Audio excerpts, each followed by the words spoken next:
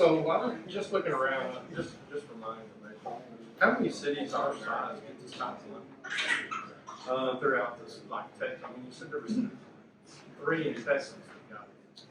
For the core program, 3 in Texas. So Dallas was one. I forget Lubbock. I forget the other one, but there are only 3. And unless you're talking to a colleague today, I used to work at the court district, and this program is very rarely used. I mean, they're still kind of part of the delay, frankly, was the core figuring out what their process is, because it's so rarely used. So 3 so far. Okay, and so is there anything that the council, the mayor, anybody working for the city has done to make this any faster?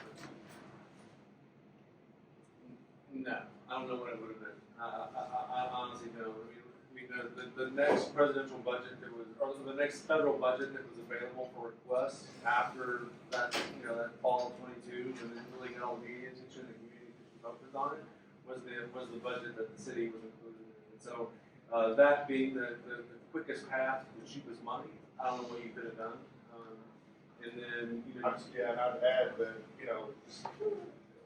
as soon as we were engaged, we had conversations with the Corps of Engineers, our Fort Worth district right away, and their project manager is really been great. I think she's been pushing the schedule, but she had to develop this whole letter report and PPA document and be able to explain the projects. So we helped write those, get those, but it was just, it's as you can imagine, a big, large federal program, the different steps it goes through to get approvals. So.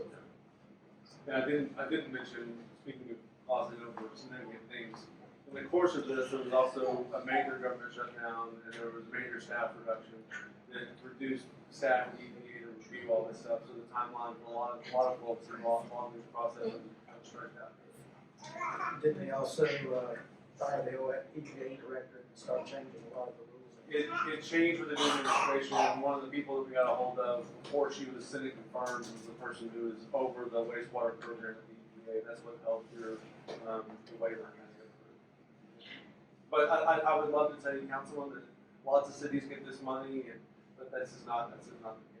Yeah, I was just wondering, I mean, how lucky we were, because it seems like this ought to be a time for celebrating Runaway Bay and what accomplishments that we got for this type of money instead of griping about it. That's just my opinion. Yeah.